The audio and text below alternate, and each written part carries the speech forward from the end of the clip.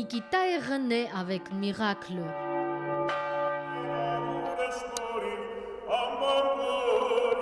Ce n'est pas un baptême ordinaire, c'est l'histoire de la victoire de Nikita Safarian. Il y a 5 ans, les médecins avaient prédit qu'il restera paralysé pour toujours, mais son père avait dit non à ce verdict. Ainsi, on a tout commencé à zéro, de marcher jusqu'à parler. Il a été attaqué dans une rue à Bruxelles par 2 personnes, il avait 17 ans et il a pris un coup de poing dans la tête qui a provoqué une hémorragie interne qui s'est révélée le lendemain avoir compressé le cerveau et donc il ne s'est pas réveillé le lendemain, il était dans le coma, il a été paralysé pendant 2 à 3 mois.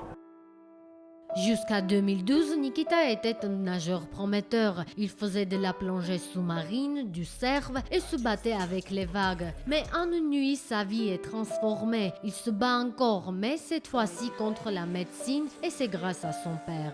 Never give up, never surrender. Nikita n'abandonnera jamais. Il rêve de participer aux Jeux paralympiques de 2020 sous le drapeau arménien. Le premier pas est déjà fait. Nikita est dans sa patrie. L'Arménie a subi des agressions, lui aussi, mais ça ne les a pas détruits. Donc c'est une nation résiliente et c'est une personne résiliente.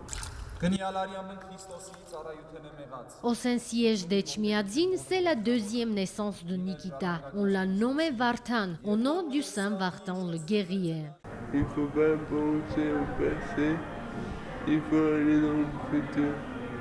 Mon père, c'est en quelque sorte mon héros. Maintenant, il y a un deuxième but qui est très ambitieux et qui est un peu fou, mais bon, on verra ce qui se passe, qui est les Jeux paralympiques.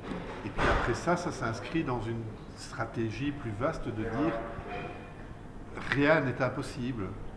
Le crucifix de l'église arménienne est sur la poitrine de Nikita. Son père dit que Nikita l'a rapproché plus à ses racines et il a appris à toute la famille à trouver une lumière dans la nuit. Nikita doit retourner vers l'eau, c'est sa vocation. Հասմիկ Աղաքելյան, Տիգրան Բաբայան, Վաչագան Պետրոսյան, օրակարգ